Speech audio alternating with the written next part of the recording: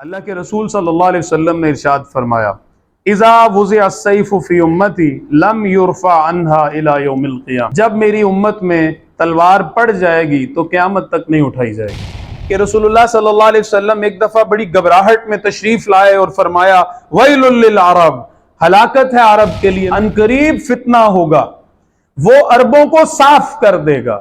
فیہا صبح کو ہوگا ایک شخص اس فتنے میں مومن اور یمسی کافرن، اور شام کرے گا اس حال میں کہ کافر ہوگا۔ جتنا ایسے ماحول کے اندر اپنے آپ کو سمیٹ کے رکھیں گے اتنا ہی فتنوں سے زیادہ بچ سکیں گے۔ آدمی کی جب مت ماری جاتی ہے تو وہ کتنی بڑی بڑی چیزوں کو جو ہے وہ اگنور کرتا ہے۔ اللہ اپنی پناہ میں رکھے، الامان والحفیظ۔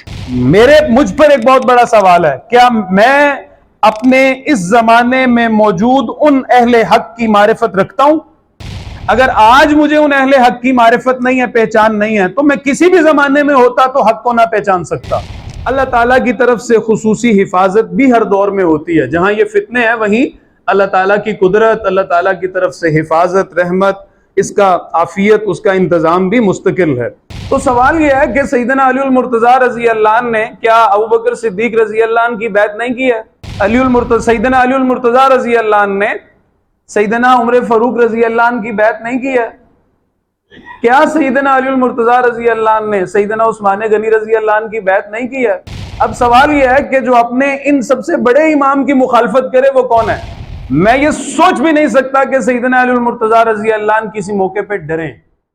الحمدللہ، الصلاة والسلام علی رسول اللہ، اما بعد فاعوذ باللہ من الشیطان الرجیم، بسم اللہ الرحمن الرحیم۔ کل نفس ذائقۃ الموت ونبلوکم بالشر والخیر فتنہ والینا ترجعون۔ صدق اللہ العظیم۔ رب اشرح لی صدری ویسر لی امری واحلل عقدۃ من لسانی یفقہوا قولی، آمین یا رب العالمین۔ اللہم انا نعوذ بک من کل فتن ما ظہر منہا وما بطن وجعلنا من عبادک المخلصین، آمین یا رب العالمین۔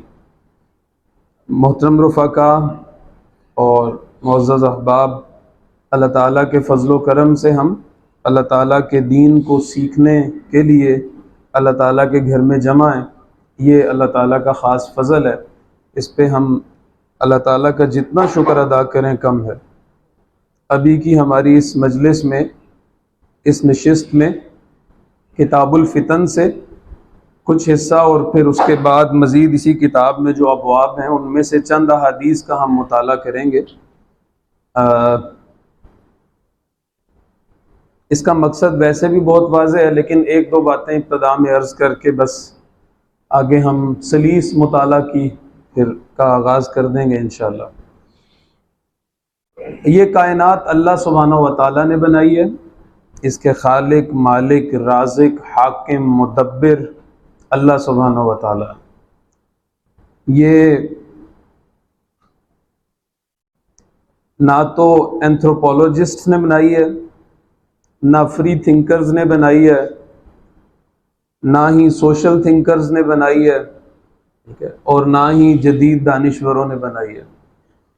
یہ کائنات اس کے خالق، مالک، مدبر، حاکم اللہ سبحانہ و تعالیٰ ہے۔ چنانچہ انسانی تاریخ میں جو بھی ماضی تھا، جو بھی حال ہے اور جو مستقبل ہوگا، یا اس پوری کائنات کا ماضی، حال اور مستقبل، اس کی حقیقی تفصیل بھی پھر صرف اللہ سبحانہ و تعالیٰ ہی بتا سکتے ہیں۔ اس کے علاوہ جو کچھ بھی ہے وہ سب وہم ہے، سب قیاس ہے، یا ادھورا سچ ہے، ایک کوشش ہے عقلی بنیادوں پر، اکتساب ہے ایک اپنے حواس کی بنیاد پر، اللہ تعالیٰ کی طرف سے اس کے ہونے کی کوئی سند نہیں ہے۔ اللہ سبحانہ و تعالیٰ کی طرف سے اس کائنات کا جتنا بھی اس سفر کا انسانوں کی یہ جو تاریخ ہے اس میں اتار چڑھاؤ ہے، اسے جاننے کا صرف ایک ہی ذریعہ ہے ہمارے پاس، اور وہ محمد الرسول اللہ صلی اللہ علیہ وسلم کی ذات گرامی ہے، بس فقط۔ چنانچہ اس پرفتن دور میں اپنے ذہن اپنے قلب کو محفوظ بنانے کے لیے 1500 سال پہلے سے متعین اور مفصل جو تناظر ہے، ایک پرسپیکٹو جو ڈیوائن ہے، ایک تناظر جو اللہ تعالیٰ کی دی ہوئی خبر کے مطابق متعین کیا گیا، رسول اللہ صلی اللہ علیہ وسلم کی طرف سے واضح کیا گیا، اس میں اس کائنات کو دیکھنے کی ضرورت ہے. ٹھیک ہے نا؟ یہ ہے اصل میں ہمارا یہ سب پڑھنے بیٹھنے اور اس موضوع کو اختیار کرنے کا مقصد. ہم یہاں کوئی وقت متعین کرنے نہیں بیٹھے کہ کون سا فتنہ کس وقت ظاہر ہوگا، بلکہ عمومی طور پر جو فتنوں کو بیان کیا گیا ہے، مثبت یا منفی دونوں انداز سے، جو میں نے آیت تلاوت کی ہے اس کا بھی میں سرسری ذکر کر دیتا ہوں بعد میں، ان کو بس جاننے کی ضرورت ہے. تو کفار کی طرف سے جو بھی تھیوریز، جو بھی فلسفے، جو بھی افکار اس کائنات کے بننے چلنے اور ختم ہونے کے حوالے سے ہیں، ہم ان کو نہیں مانتے. اس کائنات کے حوالے سے، اس کے بننے چلنے، ختم ہونے اور پھر ایک نئے جہان کے وجود میں آنے، جو اس دنیا ہی کو جو یوم تبدل الارض غیر الارض والسماوات ہونا ہے، اور پھر جنت اور جہنم، اس کی تفصیل، یہ سب ہم رسول اللہ صلی اللہ علیہ وسلم پر ایمان کی نسبت سے مانتے ہیں. بس یہ ہے. ایک تو یہ پہلو ہے جس سے ہمیں محتاط رہنا ہے.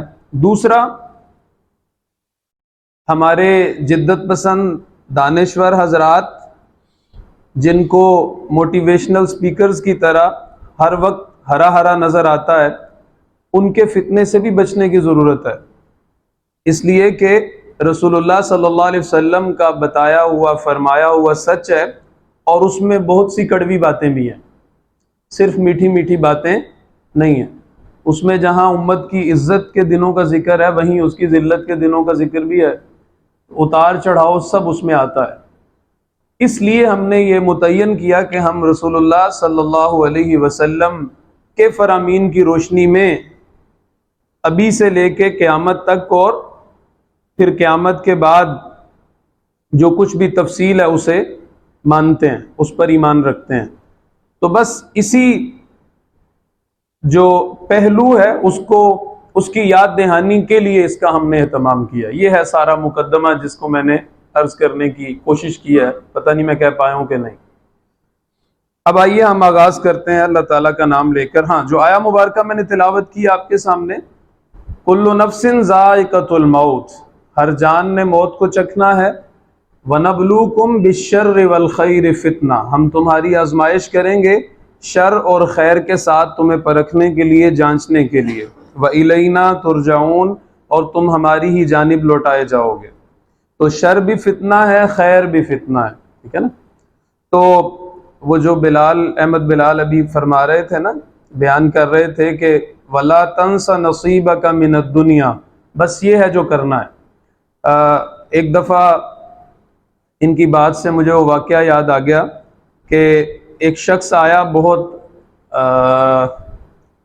اچھا خطیب تھا، اور سیدنا امیر المومنین سیدنا عمر فاروق رضی اللہ عنہ کی مجلس میں، ان کے پاس اکابر صحابہ اکثر ہوتے تھے، مجلس شورا ہوتی تھی. تو آیا اور آ کے اس نے دنیا کی مذمت کی، بہت زبردست انداز سے مذمت کرنا، شدید مذمت کی. تو پاس ایک بزرگ بیٹھے تھے، تو انہوں نے کہا بھائی تم نے مبالغہ سے کام لیا، یہی وہ دنیا ہے جس سے ہم آخرت کما سکتے ہیں. تو اس خطیب نے، اس شخص نے جو ہے پوچھا کہ یہ من ھذا الشیخ من ھذا الرجل، یہ شخص، یہ بزرگ کون ہے؟ تو سیدنا امیر المومنین امام المتقین خلیفۃ رسول اللہ صلی اللہ علیہ وسلم، مراد رسول صلی اللہ علیہ وسلم، محدث امت سیدنا عمر فاروق رضی اللہ عنہ نے فرمایا کہ یہ ہمارے سردار ابی بن کعب ہیں رضی اللہ تعالی عنہ. سفید لباس اور سفید صافہ اور وہ پگڑی پہنے جو ہے وہ تشریف فرماتے. تو یہی وہ دنیا ہے جس سے ہم نے حصہ لینا ہے اپنی آخرت کو بنانے کے لیے، تو اسی کی تیاری کے لیے ہم یہ بات کر رہے ہیں، ان فتنوں سے بچنے کے لیے۔ تو کتاب الفتن ایسی کتاب جس کے اندر فتنوں کا بیان ہے، یہ فتنہ کی جمع ہے فتن، ٹھیک ہے، فعال کے وزن پر فتن، اس کا مطلب امتحان، آزمائش، اختبار ہوتا ہے، اور شدید بھی ہے، چھوٹے فتنے بھی ہیں، بڑے فتنے بھی ہیں، انفرادی فتنے بھی ہیں، اجتماعی فتنے بھی ہیں، ان کی تفصیل پھر انشاءاللہ آگے ہمارے سامنے آ جاتی ہے۔ بسم اللہ الرحمن الرحیم، فصل اول سے ہم ابتدائی دعا حدیث لے کے پھر آگے بڑھتے ہیں، تاکہ ایک مقدمہ قائم ہو جائے کہ یہ باتیں ہم اپنی طرف سے نہیں کہہ رہے، بلکہ یہ رسول اللہ صلی اللہ علیہ وسلم کا فرمایا ہوا ہے۔ ان حذیفہ رضی اللہ عنہ قال، سیدنا حذیفہ رضی اللہ عنہ بیان کرتے ہیں، قام فینا رسول اللہ صلی اللہ علیہ وسلم مقاما ما ترک شیئا یکون فی مقامہ الی قیام الساعۃ الا حدث بی۔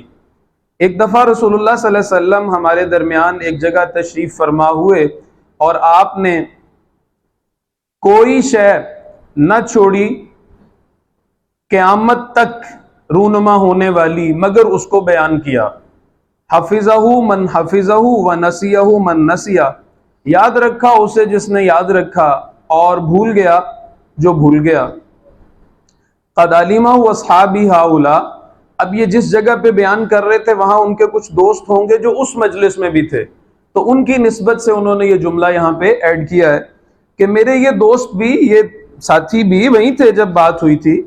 وَإِنَّهُ لَا يَكُونُ مِنْهُ شَيْءٌ قَدْ نَسِيتُ، اور یقیناً ضرور ایسے ہوتا ہے کہ ایک چیز ہوتی ہے جو رسول اللہ صلی اللہ علیہ وسلم نے وہاں بیان فرمائی تھی کہ میں ذہن سے ذرا محو ہوئی ہے۔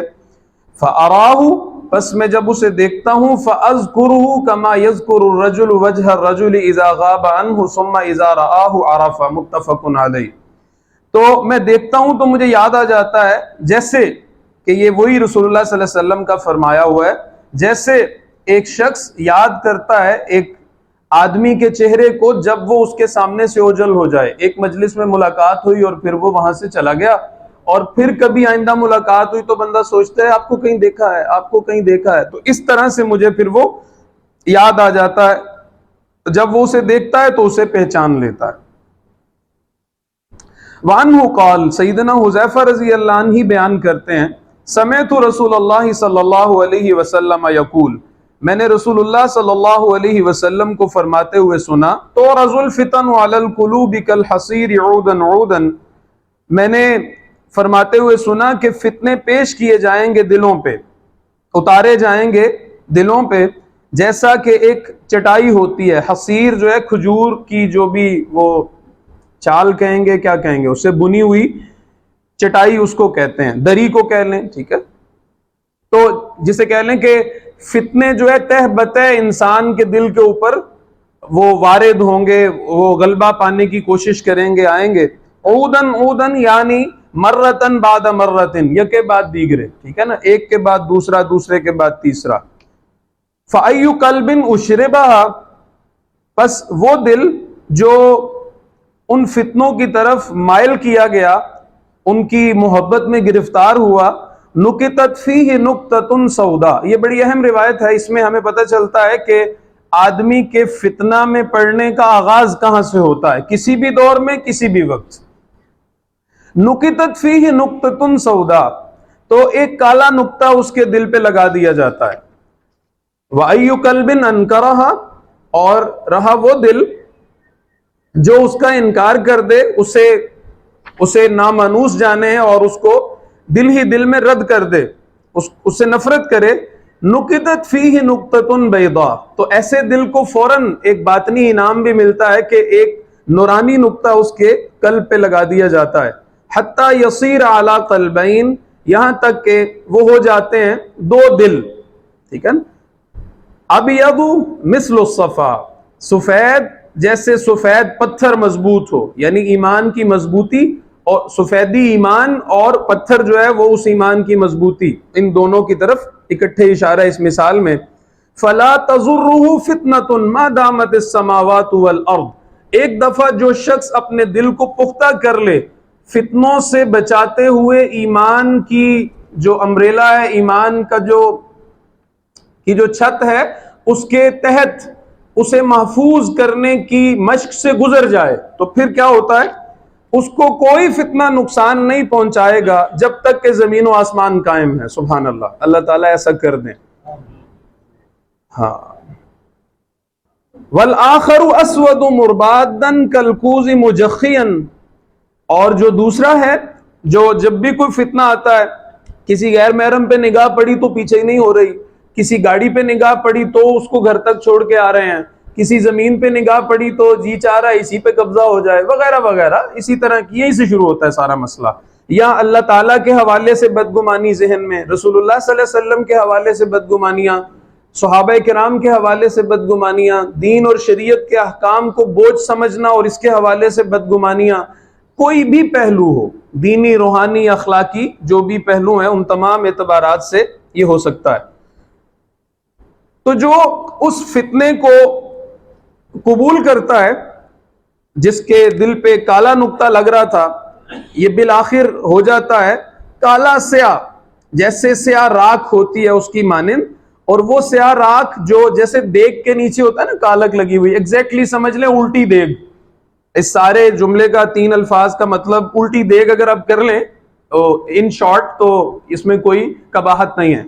مربادن کل اسود مربادن کل کوز مجخین، ٹھیک ہے نا. آپ سفید کپڑے والے پاس سے گزرے، کوئی بھی کپڑے پہن کر زخم اور نشان لگتا ہے آپ کو نا.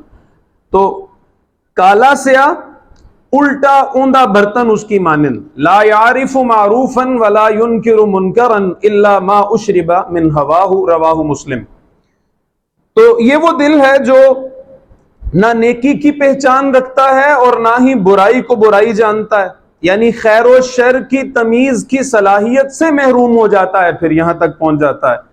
یہ ہے وہ جسے امام غزالی علیہ رحمہ فرماتے ہیں نا کہ یہ شہوات یا خواہشات نفس انسان کو کافر بنا دیتی ہیں.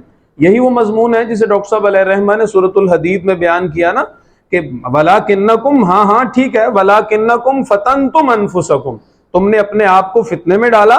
اور عبداللہ ابن عباس رضی اللہ عنہما بیان کرتے ہیں اور دیگر صحابہ بھی کہ یہاں فتنے سے مراد خواہشات نفس ہیں. فتنتم انفسکم وتربصتم، اور تم پھر رک گئے خیر اور بھلائی کے کاموں سے. ظاہر ہے خواہشات نفس کا جب غلبہ ہو رہا ہوتا ہے تو دین میں جو تیزی اور جو ایک استقلال اور استقامت ہوتی ہے وہ بھی متاثر ہوتی ہے، پھر اس کا ایفیکٹ اس پہ آتا ہے، عمل پہ رک جاتا ہے آدمی خیر سے. وَارْتَبْتُمْ، اور اس سے اگلا فیز یا اگلا مرحلہ یہ ہوتا ہے اگر یہ پروان چڑھتا رہے فتنہ یا خواہشات نفس کا غلبہ ہوتا رہے تو پھر شک جنم لیتا ہے، اور شک کفر کو کہتے ہیں. ایمان میں شک جو ہے وہ کفر ہے. ہم نے پڑھا نا سورہ حجرات میں ثم لم يرتابوا، پھر وہ ہرگز شک میں نہیں پڑے اس تصدیق پہ جو انہیں حاصل تھی. تو تصدیق میں شک داخل ہو جائے تو وہ تصدیق نہیں ہے، وہ کفر ہے، ٹھیک ہے نا. تو یہ اطمینان سے محروم ہو چکا دل بن جاتا ہے، پھر گویا اندر ہی اندر کافر ہو گیا، منافق ہو گیا. اب کیا رہ گیا اس کے پاس؟ بس زندگی ہے، مال ہے، چیزیں ہیں. تو اب اس سارے کا مصرف کیا ہے؟ الا ما اشرب من ہوا، جو جی میں آتا ہے، جو اچھا لگتا ہے خواہش نفس کی تسکین کے لیے وہ کرتا ہے. جیسے بھی بیان کر رہے تھے، کبھی ادھر چلے گئے کبھی ادھر چلے گئے، بے مقصد زندگی کے وہ چوچلے اور مشغلے جو ہوتے ہیں انہی میں مصروف رہتا ہے. اللہ اپنی پناہ میں رکھے.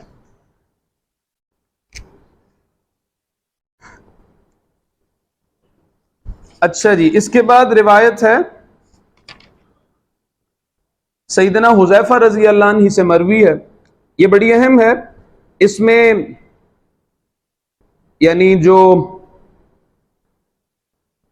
پورا دورانیہ امت کا اس کے حوالے سے بحیثیت مجموعی ایک رسول اللہ صلی اللہ علیہ وسلم کی خبر ہے جو ہمیں مل رہی ہے. اسی لیے اس کی اپلیکیشن بھی ذرا مشکل ہے، ہم اسے بہت زیادہ متعین کرنے کی کوشش نہیں کریں گے. ہاں جو شارحین نے کچھ مثالیں دی ہیں ان کا ذکر کر لیں گے، اور اسی کے تناظر میں آئندہ کو بھی فرض کیا جا سکتا ہے، ٹھیک ہے، کوئی ختمی بات ہم نہیں کریں گے. تو سیدنا حذیفہ بن یمان رضی اللہ عنہ سے مروی ہے، کان الناس یسألون رسول اللہ صلی اللہ علیہ وسلم عن الخیر، لوگ سوال کیا کرتے تھے رسول اللہ صلی اللہ علیہ وسلم سے خیر کے بارے میں، بھلائیاں پوچھتے تھے. وَكُنْتُ أَسْأَلُهُ عَنِ الشَّرِّ، اور میں سوال کرتا تھا رسول اللہ صلی اللہ علیہ وسلم سے شر کے بارے میں. مخافۃ ان یدرکنی، اس خوف سے کہ وہ مجھے پا نہ لے. یا میں وہ زمانہ اگر پالوں تو پھر میں کیسے بچوں گا؟ ٹھیک ہے نا، یہ دونوں باتیں ہو سکتی ہیں. قال قلت، تو میں نے عرض کی، بیان کرتے ہیں میں نے عرض کی، یا رسول اللہ، اے اللہ کے رسول صلی اللہ علیہ وسلم، انا کنا فی جاہلیت و شر، بے شک یعنی یہ اسلام سے پہلے جو عرب کی صورتحال ہے، شرک، کفر، ظلم، اندھیرا، سب اس کا بیان ہے یہ پہلے سوال میں، پہلی بات میں. اے اللہ کے رسول صلی اللہ علیہ وسلم، ہم جاہلیت اور شر میں مبتلا تھے، فجاءنا اللہ بہذا الخیر، اللہ تعالیٰ نے پھر یہ خیر ہم میں بھیجا، آپ کو مبعوث کیا، دین آیا، دین قائم ہو گیا، اسلام نافذ ہو گیا، اس کی خیر و برکات ہم دیکھ رہے ہیں، یہ سب ہو گیا. فہل بعد ھذا الخیر من شر، تو کیا اس خیر کے بعد بھی کوئی شر ہے؟ قال نعم، یہ ہے. تو رسول اللہ صلی اللہ علیہ وسلم نے فرمایا ہاں ہوگا. قلت، اچھا اس کے بارے میں آتا ہے بالعموم کہ یہ کل جیسے ہی عجب بات ہے کہ یہ سارے مضامین آپس میں لنکڈ جو ہے وہ محسوس ہو رہے ہیں اب ہمیں یہ آخر تک پہنچتے ہوئے. سیدنا عثمان غنی رضی اللہ عنہ کی سیرت پر بیان ہوا، چونکہ عشرہ مبشرہ وہ سیریز چل رہی ہے ہماری الحمدللہ، اگرچہ ہم نے اسے احادیث مبارکہ کی روشنی میں کرنے کا سوچا تھا، لیکن اس طرح اہتمام اس کا نہیں ہو سکا. انشاءاللہ ہم اس کو دوبارہ کریں گے ایک دفعہ. تو یہ وہ فتنہ جو سیدنا عثمان غنی رضی اللہ عنہ کے زمانے میں رونما ہوا، آپ کی شہادت کا واقعہ، جو بلوائیوں نے سب کچھ کیا، ٹھیک ہے، عبداللہ بن سبا کا جو فتنہ تھا اور جو آگے بڑھتے بڑھتے ایک شر کی صورت اس نے اختیار کی. بہرحال تو آپ نے پھر سوال کیا، قلت، میں نے عرض کی، وَهَلْ بَعْدَ ذَلِكَ الشَّرِّ مِنْ خَيْرٍ، کیا اس شر کے بعد کوئی خیر ہوگا؟ قال نعم، تو رسول اللہ صلی اللہ علیہ وسلم نے فرمایا ہاں ہوگا، لیکن وفیہ دخن، اس میں داغ ہوگا، اس میں دھبا ہوگا، وہ نشان زدہ خیر ہوگا. اور پھر اس کی وضاحت کی. قلت، میں نے عرض کی، وما دخنہ یا رسول اللہ، اے اللہ کے رسول صلی اللہ علیہ وسلم، یہ اس خیر کے دھبے کے ساتھ ہونے سے کیا مراد ہے؟ نشان زدہ خیر چے معنی دارد. قالا، تو فرمایا رسول اللہ صلی اللہ علیہ وسلم نے، قوم، ایک گروہ ہوگا، لوگ ہوں گے، یستنون بغیر سنتی، وہ میری سنت کے علاوہ جو طریقے ہیں انہیں اختیار کریں گے، بدعات جو ہیں وہ، اور دین میں نئی نئی احکام، دین میں نئی چیزیں ایجاد کریں گے، بدعات میں مبتلا ہوں گے. وَيَهْدُونَ بِغَيْرِ هَدْيِ، اور وہ میری رہنمائی، میری طرف سے دی گئی رہنمائی کو چھوڑ کر اپنی خواہش کے مطابق لوگوں کی رہنمائی کریں گے. یہ ہوگا. تعرف منہم وتنکر، تم پہچانو گے بھی انہیں اور تم ان میں سے جو ہے بعض جو چیزیں ان کا انکار بھی کرو گے، یعنی خیر بھی موجود ہوگا، شر بھی موجود ہوگا، کچھ چیزیں خیر کی ہوں گی، کچھ چیزیں شر کی ہوں گی. تو قلت، فرماتے ہیں میں نے عرض کی، اچھا اب اس سے کیا مراد ہے؟ اس سے مراد جو ذکر کیا ہے مختلف جو ہے وہ شارحین حدیث نے کہ والخیر بعدہ زمان علی، سیدنا علی المرتضی رضی اللہ عنہ کا زمانہ ہے، والدخن الخوارج، اور یہ جو دخن ہے، داغ ہے، یہ خوارج ہے، خوارج کا فتنہ ہے. اور اسی طرح سے اس کے بعد کے کچھ زمانے بھی، وقت بھی، جو ہم جانتے ہیں کہ بہت حساس زمانہ ہے، وقت ہے جس میں صحابہ کرام کے آپس میں مشاجرات ہوئے، اور ہم اس میں پوری امت کا جو سٹینڈرڈ موقف ہے اسی پر اکتفا کریں گے کہ ہم اس میں خاموشی اختیار کریں. البتہ کچھ باتیں ضمن میں ہم کر لیتے ہیں تاکہ ہمارا ذہن جو ہے وہ کلیئر ہو، ہمارا دل مطمئن ہو. اس میں جو بعد کے کچھ واقعات، اس سے مراد کیا ہے؟ سیدنا علی المرتضی رضی اللہ عنہ اور سیدنا معاویہ رضی اللہ عنہ کے درمیان جو جنگیں ہوئیں، سیدنا عثمان غنی رضی اللہ عنہ کے قصاص جو ہے اس کے مطالبہ پر باتیں جو ہے وہ آگے بڑھی، صلح کی طرف جاتی تھی، پھر آگے بڑھتی تھی، پھر صلح کی طرف، پھر آگے بڑھتی تھی. میں نے عرض کی وہی فتنہ جو ہے عبداللہ بن سبا جو ہے اس کی سازش، اس نے بھائیوں کو آپس میں لڑوا دیا اور قتل و غارت ہوئی، خون ریزی ہوئی، نقصان پہنچا امت کو.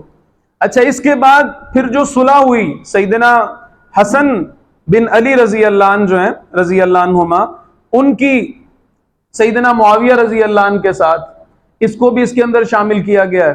اور بعد کے کچھ زمانے بھی، اور بعد میں جو کچھ زیادتیاں ہوئیں سیدنا معاویہ رضی اللہ عنہ کے بعض گورنروں کی طرف سے جو زیادتیاں ہیں ان کا بھی شارحین نے ذکر کیا ہے. اسی طرح بعد کے زمانوں میں جو کچھ بھی ہوا، کچھ غلط جو ہے ہوتا رہا، اس کا بھی ذکر کیا ہے. گویا یہ ساری باتیں اس کے ذیل میں آ سکتی ہیں. ایک بات تو یہ ہو گئی. ہمارا امت جو ہے، جو امت ہے، امت مسلمہ اہل سنہ والجماعہ کا، اس میں جو موقف ہے صحابہ کرام کے حوالے سے وہ بڑا کلیئر ہے کہ معصوم صرف انبیاء ہیں. صحابہ کرام رضوان اللہ تعالی علیہم اجمعین معصوم نہیں ہیں. صحابہ کرام میں سے بعض پر حدود جاری ہوئی رسول اللہ صلی اللہ علیہ وسلم کے زمانے میں، ہوئی کہ نہیں ہوئی؟ رسول اللہ صلی اللہ علیہ وسلم نے سزائیں دی کہ نہیں دی؟ معصوم کو سزا تو نہیں ملتی نا. ٹھیک ہے. تو اچھا، اسی طرح سے اگلی بات، صحابہ کرام سے رسول اللہ صلی اللہ علیہ وسلم کے زمانے میں بعض ایسی غلطیاں ہوئیں جن کا قرآن مجید میں ذکر موجود ہے. مثال کے طور پر صلح حدیبیہ کے موقع پہ تمام صحابہ کا 3 دفعہ کہنے کے بعد بھی قربانی نہ کرنا، احرام نہ کھولنا. اسی طرح سے مصطح بن اساسہ رضی اللہ عنہ، حمنہ بنت جہش اور حسان بن ثابت رضی اللہ عنہ کا ام المومنین سیدہ عائشہ رضی اللہ عنہ کے حوالے سے جو تہمت کی مہم چل رہی تھی منافقین کی شے پہ، ان کی اس کا وقتی طور پہ شکار ہو جانا. حاطب بن ابی بلتہ رضی اللہ عنہ کا خط لکھ دینا اپنے رشتہ داروں کے تحفظ کے لیے مشرکین کو، اور راستے میں پھر ان کا پیچھا کر کے پکڑے جانا. یہ قرآن مجید میں ذکر نہیں ہے کیا؟ پھر اسی طرح سے امہات المومنین میں سے بعض کا جو سوکناپا ہے آپس کا، جو ان میں نیچرل ہوتا ہے، فطری ہوتا ہے. یہ جس شخص کی 2 شادیاں ہیں وہ اس چیز کو محسوس کر سکتا ہے. جتنا بھی خوبصورت تعلق ہو میاں بیوی کے درمیان، کبھی بھی لڑائی نہ ہوئی ہو تو بھی یہ کچھ نہ کچھ ضرور ہوتا ہے. یہ کبھی نہیں ہو سکتا کہ ایک بیوی دوسری بیوی کو 100% قبول کر لے. میں اس تجربے سے گزرتا ہوں الحمدللہ. کبھی اللہ کے فضل سے لڑائی نہیں ہوئی ہمارے گھر میں، کبھی اونچی آواز سے بات بھی نہیں ہوئی. لیکن آپ تعریف کریں ایک کی دوسرے کے سامنے تو یہ قبول نہیں ہے، بٹ نیچرل. ٹھیک ہے. تو اس چیز کی وجہ سے رسول اللہ صلی اللہ علیہ وسلم کا زیادہ قرب پانے کے لیے ان سے وقتی طور پہ کمی ہو گئی. اچھا، پھر اسی طرح سے کچھ اور چیزیں بھی ہیں، ہم اب زیادہ اس میں نہیں جا رہے. سوال یہ ہے کہ سیدنا علی المرتضیٰ رضی اللہ عنہ کی مخالفت ہو جانا زیادہ بڑا جرم ہے یا اللہ تعالیٰ کے نبی کی مخالفت ہونا زیادہ بڑا جرم ہے؟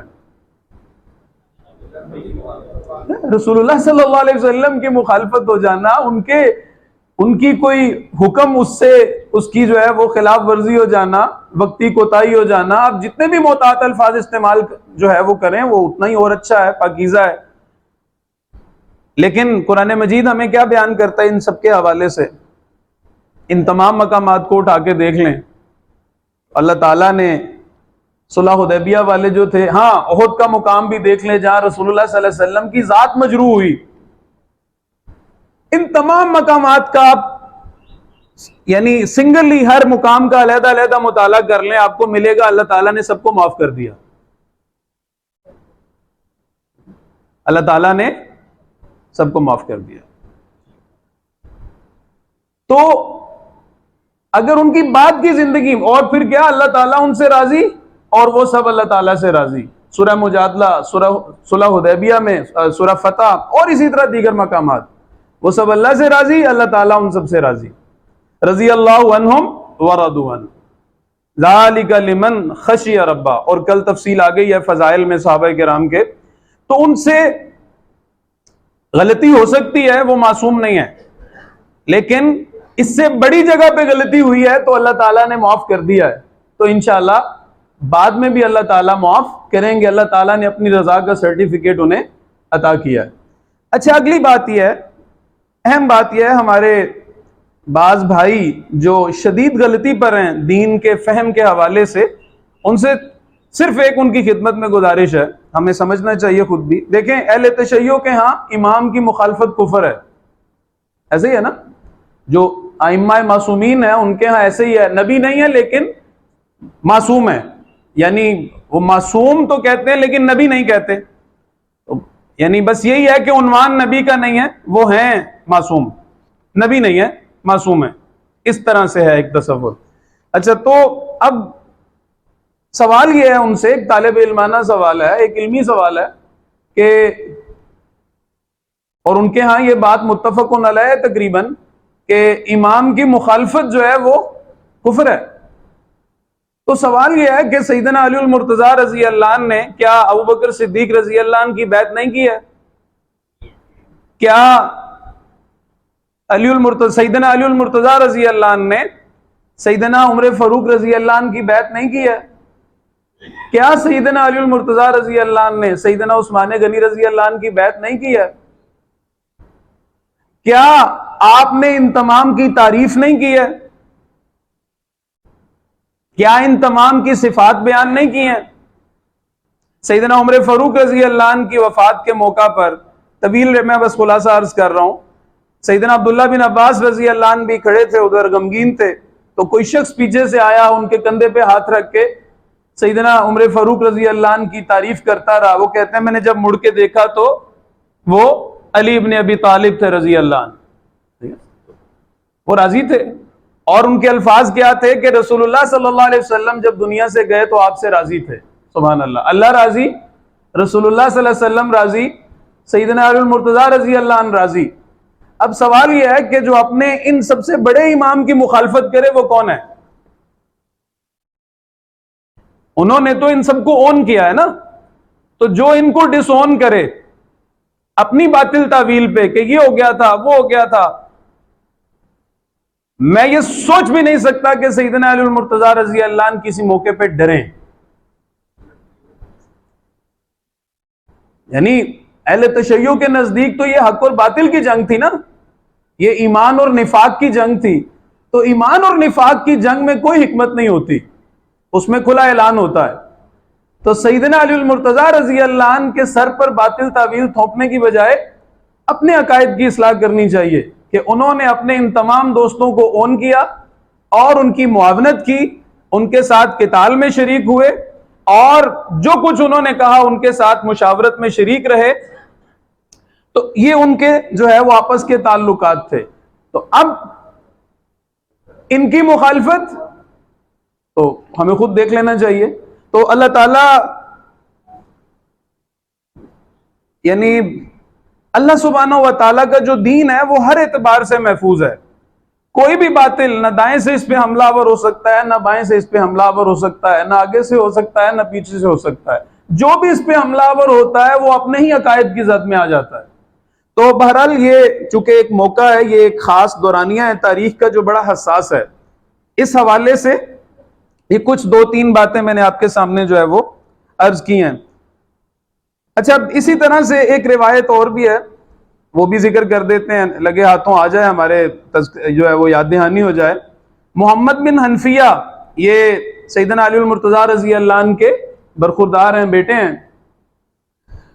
وہ کہتے ہیں میں نے ایک دفعہ اپنے ابا جان سے، سیدنا علی المرتضیٰ رضی اللہ عنہ سے پوچھا، اے ابا جان، صحابہ میں سب سے افضل کون تھا رسول اللہ صلی اللہ علیہ وسلم کے بعد؟ تو انہوں نے کہا ابو بکر۔ تو میں نے پوچھا ثم من، اس کے بعد کون تھا؟ فرمایا ثم عمر، پھر عمر تھے۔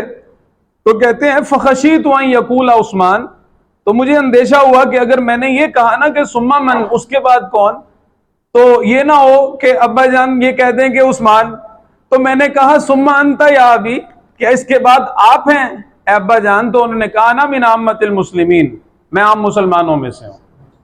سیدنا عبداللہ ابن عمر رضی اللہ عنہ فرماتے ہیں کہ ہم رسول اللہ صلی اللہ علیہ وسلم کے زمانے میں تمام اصحاب کے ہاں یہ عام بات تھی، کنا نعد فی زمن رسول اللہ صلی اللہ علیہ وسلم، ہم رسول اللہ صلی اللہ علیہ وسلم کے زمانے میں اس طرح کاؤنٹنگ کیا کرتے تھے کہ سب سے پہلے ابو بکر، ثم عمر، ثم عثمان، اور پھر اس کے بعد ہم کسی کو گنتی، کسی کو شمار نہیں کرتے تھے۔ تو یہ بھی ہمارے سامنے ہے۔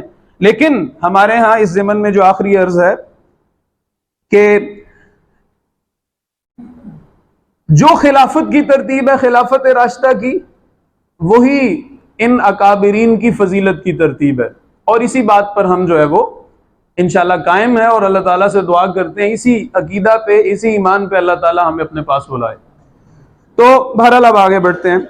وَيَهْدُونَ بِغَيْرِ هَدْيِ تَعْرِفُ مِنْهُمْ وَتُنْكِرُ قُلْتُ، اچھا کچھ روایات آگے بھی آئیں گی، بڑی غیر معمولی ہیں انشاءاللہ۔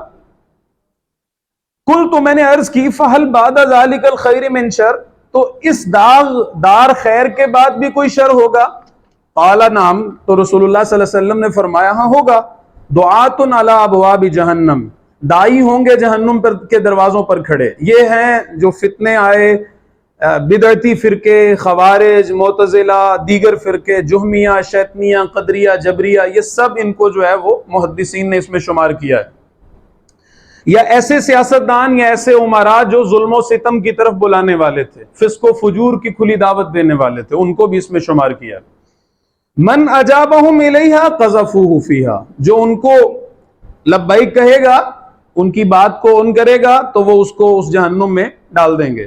قلتو، میں نے عرض کی، یا رسول اللہ، اے اللہ کے رسول صلی اللہ علیہ وسلم، مطلب اتنی خطرناک بات، صفہم لنا، ان لوگوں کی صفات تو بیان کریں ہمیں۔ قالا، تو رسول اللہ صلی اللہ علیہ وسلم نے ارشاد فرمایا، ہم من جلدتنا ویتکلمون بالسنتنا، وہ ہماری ہی جلد سے ہوں گے، نسل سے ہوں گے، ہمارے ہی جیسے ہوں گے، دکھتے ہوں گے، یہ سارے معنی کیے گئے ہیں، اور وہ ہماری جیسی بولی بولتے ہوں گے، یعنی عربی بولتے ہوں گے، یا ایک معنی یہ کیا گیا ہے کہ کتاب و سنت، قرآن، حدیث، اور اس طرح سے ان کے استدلال کا جو ماخذ ہے وہ یہی ہوگا جو ہمارا ہے، قرآن ہے، حدیث ہے، اس طرح سے۔ قلتو، تو میں نے عرض کی، فما تا، اب اس میں ایک وہ حساس بات بھی ہے کہ ہمیں محتاط رہنے کی ضرورت ہے ان الفاظ کے بعد، ان کے جان لینے کے بعد، کہ قرآن کس سے وصول کرنا ہے، حدیث وصول کس سے کرنی ہے۔ یہ کافی نہیں ہے کہ اسلام 360 میں یہ لکھا ہے، معجم الکبیر طبرانی جو ہے اس کے اندر اتنے نمبر حدیث کے اندر یہ لکھا ہے، اس طرح دین اخذ نہیں ہوتا۔ دین جو ہے وہ دین مطلب ان تمام روایات کی تطبیق، اور اس پہ پوری امت کا ایک جسے کہتے ہیں کہ متفقہ فیصلہ، پورا غور و فکر، رسول اللہ صلی اللہ علیہ وسلم کا کیا فہم تھا، صحابہ کا اجماع کیا تھا، اس فہم کے حوالے سے مطلب ان کو کیسے انہوں نے سمجھا، کیسے امت کو تو یہ اصل اہم چیز یہ ہوتی ہے، اس دین کا فہم، صرف متن کافی نہیں ہے، ٹھیک ہے۔ تو یہ بڑی اہم بات ہے۔ ہم من جلدتنا ویتکلمون بالسنتنا، جو اٹھے قرآن بولے ہم اس کے پیچھے چل پڑیں گے، جو اٹھے جو ہے وہ انٹرنیشنل نمبر کے مطابق یہ والی حدیث اور یہ والی حدیث۔ تو مجھے ایک دوست مشورہ دے رہے تھے کہ آپ انٹرنیشنل نمبرز کیوں نہیں بولتے، لیکن میں نے انٹرنیشنل ہی نہیں پڑھا، اصل میں نے مدرسے سے پڑھا، اس لیے میں انٹرنیشنل ہی جو ہے نا وہ نہیں زیادہ جو ہے وہ توجہ کر رہا۔ میں نے چونکہ مدرسے کے استاد سے پڑھا ہے تو اس لیے میں اپنے ریفرنس کو اسی روایت میں، اسی لنک میں رکھنا چاہتا ہوں، مجھے یہ خوشی ہوتی ہے اس پہ نا، یہ فخر ہے الحمدللہ ہمارا۔ تو مجھے آپ انٹرنیشنل نہ ہی کریں، اس لیے کہ اس وقت جو انٹرنیشنل ہے وہ فتنہ ہے، یعنی انٹرنیشنل ہی تو اس وقت فتنہ ہے نا، سیکولرزم ہے، وہ انٹرنیشنلائزڈ ہے۔ تو ٹھیک ہے، سیدنا مہدی کے بعد ہم اپنی نمبرنگ کو انٹرنیشنل کر لیں گے انشاءاللہ تعالی، چونکہ اس وقت اسلام کا راج ہوگا تو ہم اسی کے مطابق کر لیں گے انشاءاللہ۔ تو وَيَتَكَلَّمُونَ بِأَلْسِنَتِنَا، قُلْتُ، میں نے عرض کی، فَمَا تَأْمُرُنِي إِنْ أَدْرَكَنِي ذَلِكَ، تو میں نے عرض کی آپ مجھے کیا حکم ارشاد فرماتے ہیں اللہ کے رسول اگر مجھے وہ فتنہ پالے؟ قال، فرمایا، تلزم جماعت المسلمین و امامہم، تو تم مسلمانوں کی جماعت، یہ مسلمانوں کی جماعت متفقہ اس کی جو شرح ہے وہ یہی ہے، اور واضح بھی ہے کہ جو فتنہ پرور گروہ ہیں، اہل البدعہ ہیں، ان کی فکر اور عمل میں جو گمراہیاں اور بدعات ہیں ان سے بچتے ہوئے مین سٹریم جو موقف ہے، اجماعی جو موقفات ہیں اور اجماعی علمی اور عملی تعبیرات اور احکام جو ہیں ان کے اوپر قائم رہو، ٹھیک ہے نا، ان کے اوپر قائم رہو۔ اور وہ امامہم، اور ان کا جو بھی اس وقت خلیفہ ہو، جو بھی ان کا امام ہو، اس کی جو ہے وہ اطاعت میں رہو، بیعت میں رہو۔ یہاں تک تو ہو گئی بات امت لیول کی، اب اس سے نیچے جانے لگی یہ بات۔ میں نے عرض کی تھی کہ اس روایت میں ابتدا سے لے کر آخر تک اس امت کے منتشر ہو جانے، اقوام میں بدل جانے، یہ نیشنلزم کا جو فتنہ ہے اس کے ظاہر ہو جانے تک اور اس سے آگے تک کی بات ہے۔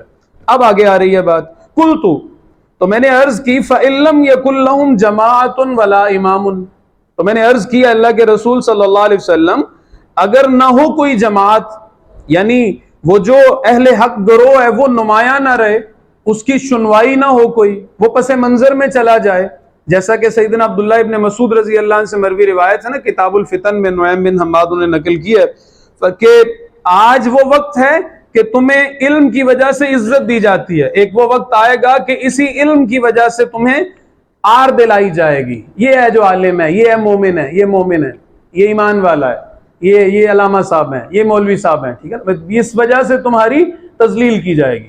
تو اتنا غریب ہو گیا ہے، بدا الاسلام غریبا سیعود غریبا کما بدا فتوبى للغرباء۔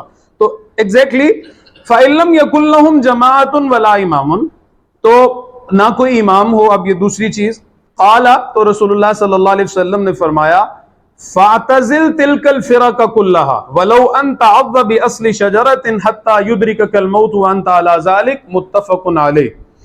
تو آپ نے فرمایا کہ پھر یہ جتنے بھی فرقے ہیں نا، اچھا اب یہ دو طرح سے فرقے ہیں، خلافت کے خاتمے کے بعد، ٹھیک ہے، جو عام جن لوگوں کو پروان چڑھایا ہے کمپنی بہادر نے، یا ہمارے یہ جو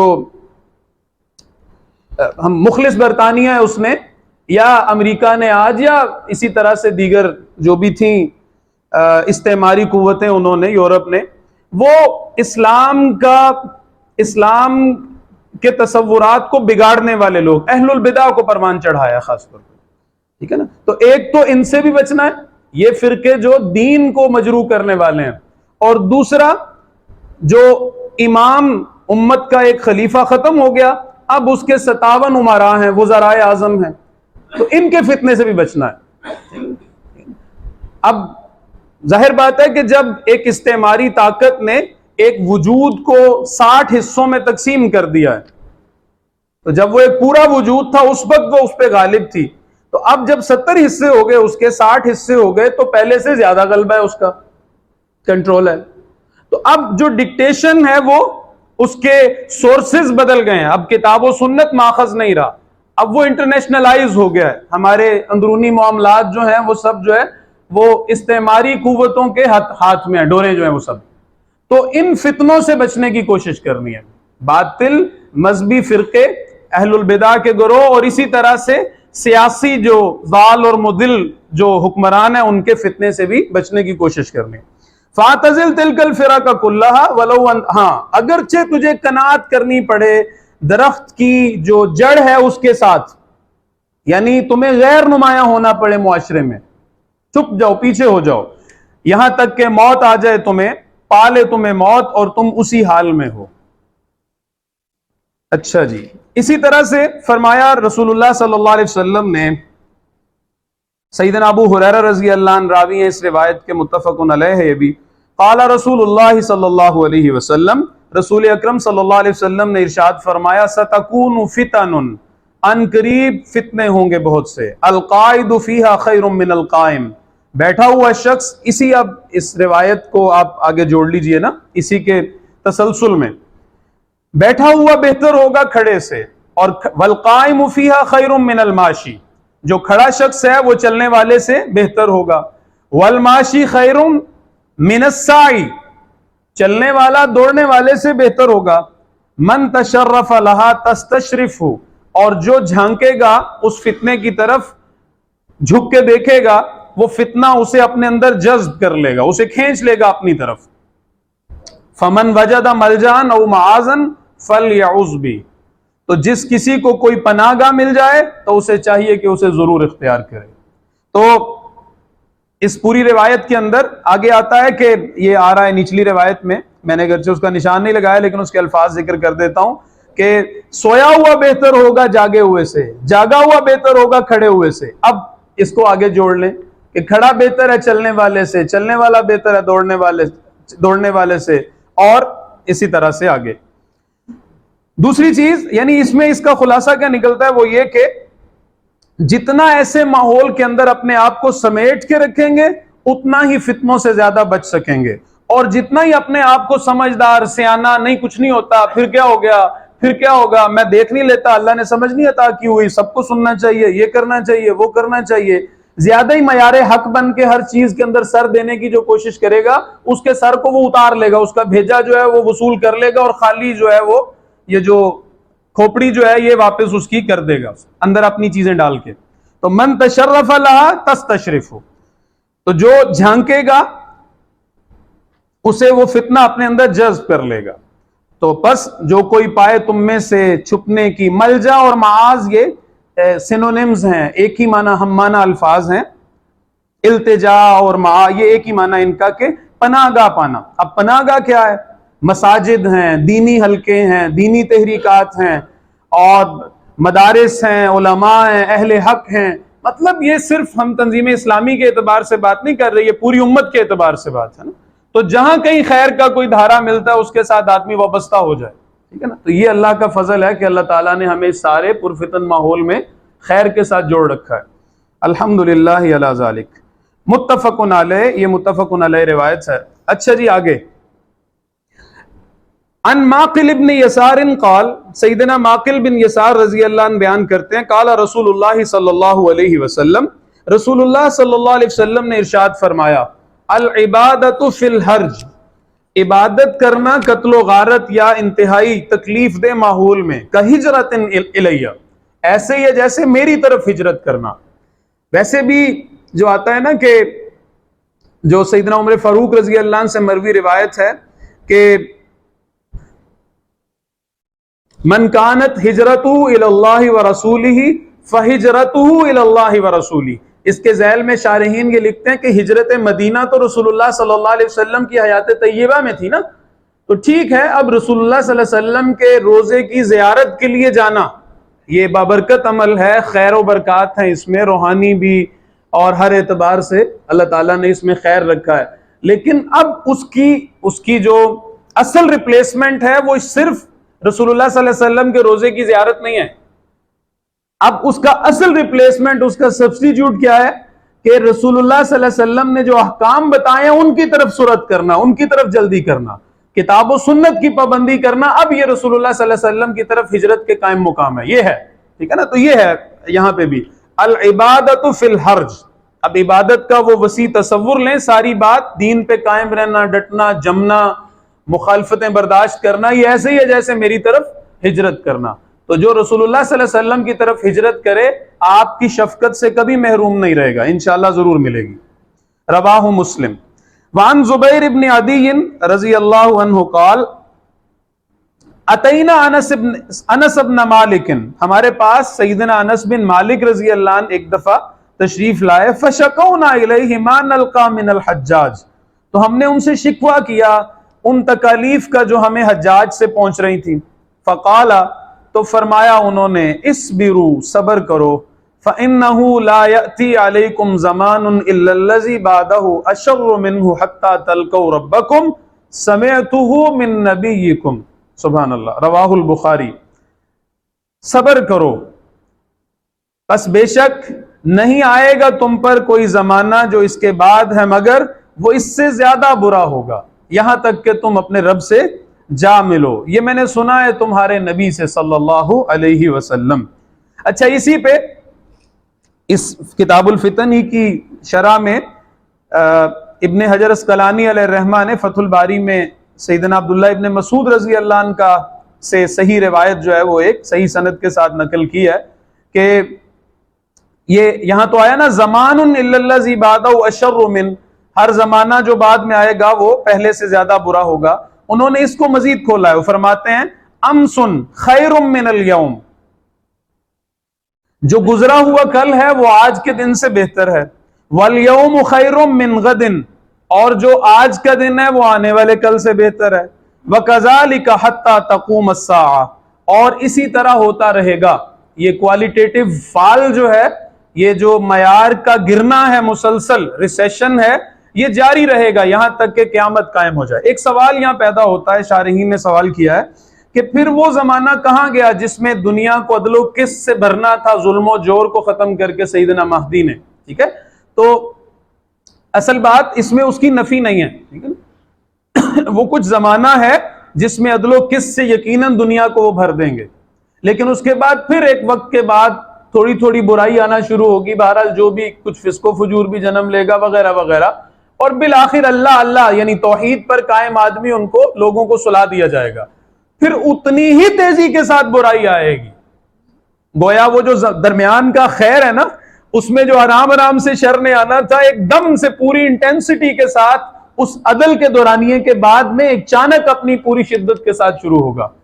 لوگ جو ہے وہ گدھوں کی طرح سڑکوں پہ جو ہے وہ ایک دوسرے کو قتل کریں گے، بے حیائی کریں گے، اور وہ ہم کچھ روایت، ایک آدھ روایت کا انشاءاللہ اگر وقت جو ہے رہا تو مطالعہ کریں گے۔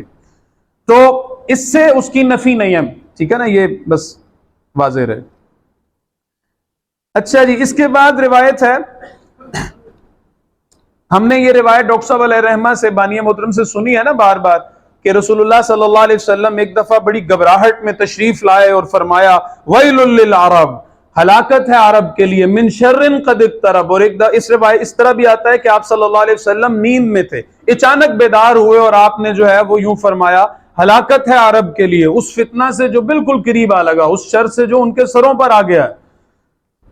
اچھا، اس پر بانی محترم کے حوالے سے یعنی کچھ دوست، کچھ لوگ جو ہے وہ اس کو بھی جو ہے وہ ہدف تنقید بنا لیتے ہیں کہ جی بس یہ تو گویا عربوں کی اہانت ہو گئی۔ تو پہلی بات تو یہ ہے کہ رسول اللہ صلی اللہ علیہ وسلم کا فرمان ہے، یہ ڈاکٹر صاحب علیہ رحمہ کا کوئی مطلب ان کا کوئی خواب نہیں ہے جسے وہ ذکر کر رہے ہیں، ٹھیک ہے۔ تو رسول اللہ صلی اللہ علیہ وسلم کے فرمان کو آپ پوری امت نے جو شروحات لکھی ہیں محدثین نے، ان کی روشنی میں دیکھ لیں، انشاءاللہ تسلی ہو جائے گی۔ اس پہ جو ہے وہ ڈاکٹر صاحب علیہ رحمہ کو ہدف تنقید بنانے کی کیا ضرورت ہے۔ اچھا، اس سے بڑھ کر ایک اگلی روایت ہے، تو ویل للعرب ہے نا، سختی، تباہی، ہلاکت، یہ سب، تو وہ کہتے ہیں ویل سے یہ مراد بھی ہوتا ہے، وہ بھی ہوتا ہے، اور جو سب سے ہلکے والا ہے نا ویل سے مراد، وہ پھر لے لیتے ہیں کہ جی ٹھیک ہے جی، جیسے باقی ملکوں کے اندر جو ہے وہ آفتیں ہیں، مشکلات ہیں، ایسے ان کے بھی ہوں گی۔ تو بھائی نہیں، صرف اتنا نہیں ہے، اب اس روایت کو ہم دیکھ لیں، اس سے انشاءاللہ اس کی وضاحت ہو جائے گی۔ وان عبداللہ ابن، یہ سیلف ایکسپلینیٹری ہے، وان عبداللہ ابن عمر قال، سیدنا عبداللہ بن عمر ابن العاص رضی اللہ عنہ سے مروی روایت ہے، قال رسول اللہ صلی اللہ علیہ وسلم، رسول اللہ صلی اللہ علیہ وسلم نے ارشاد فرمایا، ستکون فتنۃ تستنزف العرب، ان قریب فتنہ ہوگا، وہ عربوں کو صاف کر دے گا، صاف کر دے گا۔ تستنزف العرب، نظافت صفائی کو کہتے ہیں نا، جب کپڑوں پہ کوئی داغ نہ رہے، تو مطلب یہ ہے کہ ان کو اپنی لپیٹ میں لے کے ان کی نسلوں کو ختم کر دے گا، اس قدر شدید قتل و غارت ہوگی۔ یہ رسول اللہ صلی اللہ علیہ وسلم کا فرمان ہے، ہمیں کوئی شوق نہیں ہے یہ دیکھنے کا معاذ اللہ، لیکن بہرحال یہ جو رسول اللہ صلی اللہ علیہ وسلم کا فرمان ہے، وہ عرب و عجم کے تمام مسلمانوں پہ جو رسول اللہ صلی اللہ علیہ وسلم نے فرمایا وہ آ کے رہنا ہے، پورا ہونا ہے۔ تو ہمیں ہر زمانے میں اصحاب خیر میں شریک رہنے کی کوشش کرنی چاہیے، تاکہ جب ہماری موت آئے تو وہ حق پر ہو، خیر پر ہو، اور اللہ تعالیٰ سے ہماری اچھی ملاقات ہو۔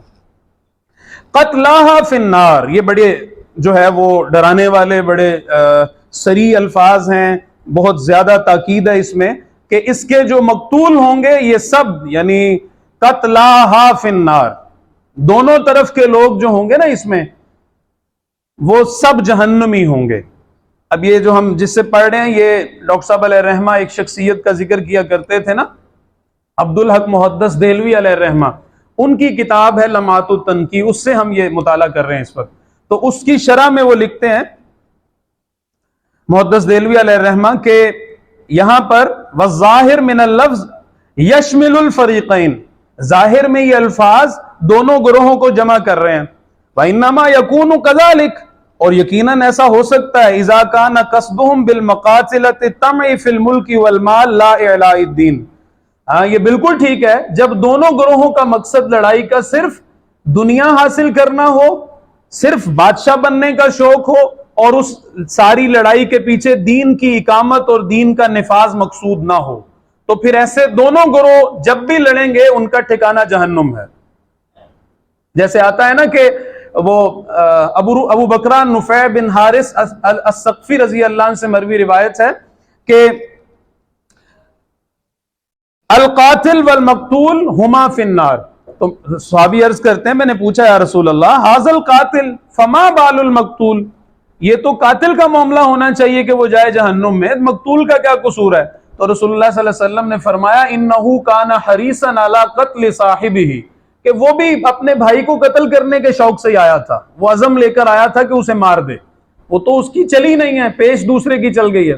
تو یہ ایک اس کی تعویل یہ ہے. پھر فرماتے ہیں اما اذا کان احدہما محقا والآخر مبطلا من غیر شبہۃ وتاویل فالآخر هو الذی قتلہ فی النار. تو اگر لڑائی کی یہ صورت ہو کہ ایک گروہ حق پر ہو اور ایک گروہ باطل ہو، بغیر کسی شبہ اور تعویل کے کلیئرٹی کے ساتھ، یہ حق ہے یہ باطل ہے، یہ سنت ہے یہ بدعت ہے، مطلب آگے تک کی بات، تو جو دوسرے والا ہے جو باطل پر ہے اس کے مرنے والے جو ہیں وہ جہنمی ہوں گے. وَإِذَا كَانَ بِشُبْهَةٍ وَتَعْوِيلٍ وَاجْتِهَادٍ، اور اگر لڑنے والے دونوں گروہ کسی شبہ ہے، اس کی وجہ سے پتہ نہیں چلا، فتنے کا شکار ہو کے لڑائی شروع ہو گئی، ٹھیک ہے، اور کسی اجتہادی خطا کی وجہ سے ہو گئی، جیسے صحابہ کرام کے درمیان بھی ہوا نا، یہ فتنہ پروروں نے خاموشی کے ساتھ جو بھی اپنی کارروائی کی اور اس کے نتیجے میں جو کچھ بھی ہوا. اب اس میں تفصیل ہو سکتی ہے. سیدنا زبیر رضی اللہ عنہ کو کس نے قتل کیا؟ سیدنا زبیر رضی اللہ عنہ جو ہے وہ جا رہے تھے، جب ان کو حوالہ دیا گیا تو کیا نہیں سنا آپ نے کہ جو ہے وہ اس طرح سے ہوگا، روایتوں نے سنائی گئی، میں مختصر بس میں تفصیل نہیں کر رہا. تو وہ واپس چلے گئے نا جنگ جمل سے. اب واپس جب جا رہے ہیں تو انہوں نے باقاعدہ سیدنا عبداللہ بن زبیر رضی اللہ عنہ کو کہا کہ مجھے ظالموں کا گروہ قتل کر دے گا. اور اب سب جانتے ہیں کہ ان کو قتل کرنے والا سیدنا علی المرتضیٰ رضی اللہ عنہ کے گروہ میں سے تھا، جو بعد میں خارجی بھی ہو گیا. اب معاذ اللہ ظالموں کا گروہ سے مراد یہاں پہ سیدنا علی المرتضیٰ رضی اللہ اور ان کے ساتھ حق پر قائم صحابہ تھوڑا ہی ہے. معاذ اللہ یہ وہ گروہ ہے اصل میں جس کی ڈاکٹر صاحب علیہ الرحمہ دونوں طرف تعیین فرمایا کرتے تھے. عبداللہ بن سبا کی سازش سے دونوں طرف گھس بیٹھیے جو تھے ظالم، یہ بلوائی جو تھے دونوں طرف کے، وہ مراد ہیں، ٹھیک ہے نا. تو اس کی تفصیل ہو سکتی ہے لیکن ہم ابھی اس میں بس اتنا ہی کرتے ہیں. تو ولو کان مخطئا، اگرچہ وہ اپنی اجتہادی جو خطا ہے اس اجتہادی طور پہ خطا میں ہو، فلیس احد منہما فی النار، تو امید کرتے ہیں کہ ان دونوں میں سے کوئی بھی جہنمی نہیں ہوگا. اچھا جی، آگے فرمایا اللسان فیہا اشد من وقع السیف، اور زبان کھولنا اس میں یہ زیادہ شدید ہوگا تلوار چلانے سے، تلوار رکھنے سے. ایسی کیفیات، ایسے مواقع جو ہے وہ رہے ہیں. حجاج بن یوسف ثقفی، اسی طرح اور لوگ بھی تھے، ابن زیاد وغیرہ وغیرہ، ایسے ظالم تھے کہ روپوش ہونا پڑا بڑے بڑے جو ہے وہ تابعین کو، کبار تابعین کو. سیدنا انس بن مالک رضی اللہ عنہ کے قتل اس کی وجہ سے ہوا ہے. باقاعدہ جو ہے وہ حرم مطاف کے اندر اجازت دی اسلحہ لے کے جانے کی. تو یہ جب ان کو زخم لگا کے چلا گیا بندہ، تو آ کے انہوں نے پوچھا، آپ پھر آیا جو ہے وہ چاپلوسی کرنے، یہی حجاج آ کے کہنے لگا کہ مجھے پتا چلا کہ آپ کو چوٹ لگ گئی ہے، تو کس نے آپ کو یہ ضرب لگائی؟ تو انہوں نے بڑا حکیمانہ جملہ فرمایا، انہوں نے کہا مجھے اس نے ضرب لگائی جس نے مطاف میں اسلحہ لانے کی اجازت دی. اسی سے ان کی شہادت ہوئی. پھر بعد میں بڑے بڑے صحابہ تک کو نہیں چھوڑا اس نے. اچھا، اس طرح سے پھر یہ لوگ جو ہے وہ یہ ایسے مواقع آ جاتے ہیں، ہوتے ہیں. یہ ترمذی اور ابن ماجہ دونوں میں روایت. عن عبداللہ ابن عمر قال، سیدنا عبداللہ بن عمر رضی اللہ عنہ فرمائے، یہ بڑی اہم روایت ہے، یہ بھی جو پورا دورانیہ امت کا شروع سے آخر تک اس سارے کو کور کرتی ہے، ٹھیک ہے نا. ایک ایز اے ہول اس میں ایک خبر ہے، ایک رہنمائی ہے فتنوں کے حوالے سے. عبداللہ بن عمر رضی اللہ عنہ بیان کرتے ہیں، کننا قعودا عند النبی صلی اللہ علیہ وسلم فذکر الفتن، ہم ایک دفعہ رسول اللہ صلی اللہ علیہ وسلم کی بارگاہ میں جمع تھے، بیٹھے تھے، حاضر تھے، تو آپ نے فتنوں کا ذکر فرمایا. فاکثر فی ذکرھا حتی ذکر فتنۃ الاحلاس، تو آپ نے بہت زیادہ ذکر کیا فتنوں کا، یہاں تک کہ ایک ذکر فتنہ احلاس کا بھی کیا. حلس یہ چٹائی ہے جو پڑی رہتی ہے گھر میں، مطلب ایسا فتنہ جو جان ہی نہ چھوڑے، ختم ہونے کا نام ہی نہ لے، یہ مراد ہے. جیسے کارپیٹ وغیرہ مسجدوں میں ڈل جاتے ہیں تو کئی سال چلتے رہتے ہیں، ان پہ دریاں بدلتی رہتی ہیں، وہ تو اس طرح گھر میں ہوتا ہے نا، بعض اوقات نیچے دری ڈال دی جاتی ہے اور اس طرح سے. تو قال قائل، تو کہنے والے نے عرض کی، وہیں اسی مجلس میں سے صحابہ میں سے کسی نے پوچھا، وما فتنۃ الاحلاس، اللہ کے رسول صلی اللہ علیہ وسلم یہ فتنۃ الاحلاس کیا ہے؟ یعنی اس کا لغوی معنی تو ہمیں پتا ہے لیکن اس کی پریکٹیکل فارم کیا ہوگی، ٹھیک ہے، اس کو کیسے پہچانیں گے ہم؟ قال ہی حرب و حرب، کہ وہ بھگدڑ ہوگی اور قتال ہوگا، جنگ ہوگی، بھگدڑ مچے گی، افراتفری ہوگی، وہ یہی وہ پھر جو فتنے رونما ہوئے جن کا ذکر پہلے ہو چکا ہے ابتدائی حصے میں۔ ثم فتنۃ السراء، اور پھر جو ہے ایک خوشنما فتنہ ہوگا۔ اب یہ خوشنما دو اعتبار سے اس کی تعویل کی گئی ہے۔ ایک تو یہ کہ یعنی فتنہ خوشنما نہیں ہوتا نا، ایک تو یہ بات ہے۔ خوشنما کیسے ہوگا؟ ایک تو یہ ہے کہ دین کو نقصان پہنچانے والے جو بھی باطل گروہ ہوں گے انہیں اس سے دنیا ملے گی بہت زیادہ، تو یہ ان کو خوش کرنے والا ہوگا۔ شہوت پرستانہ قلب رکھنے والے جو لوگ ہوں گے، باطل مردود اور خبیث دل رکھنے والے، ان کو مزے آئیں گے، اس میں عیاشیاں کریں گے، اللہ تللے کریں گے، وہاں زمینیں، وہاں زمینیں، وہاں زمینیں، یورپ میں زمینیں، ادھر زمینیں، ادھر زمینیں، مزے مزے، یہ ہے۔ اچھا، پھر اسی طرح سے کافروں کو خوش کرے گا یہ جب وہ ان منافقوں کے بہاف پہ امت کو نقصان پہنچا رہے ہوں گے۔ تو ثم فتنۃ السراء، پھر جو ہے وہ ایک خوشنما فتنہ ہوگا، دخنھا من تحت قدمی رجل من اہل بیتی، جس کا نشان جو ہے وہ اس کا جو داغ ہے اس فتنے کا وہ پڑے گا من تحت قدمی رجل من اہل بیتی، یعنی اسی مسجد میں سے یا میرے قدموں کے نیچے یہاں سے اس جگہ سے عین وہ پھوٹے گا میرے اہل بیت میں سے، ٹھیک ہے نا۔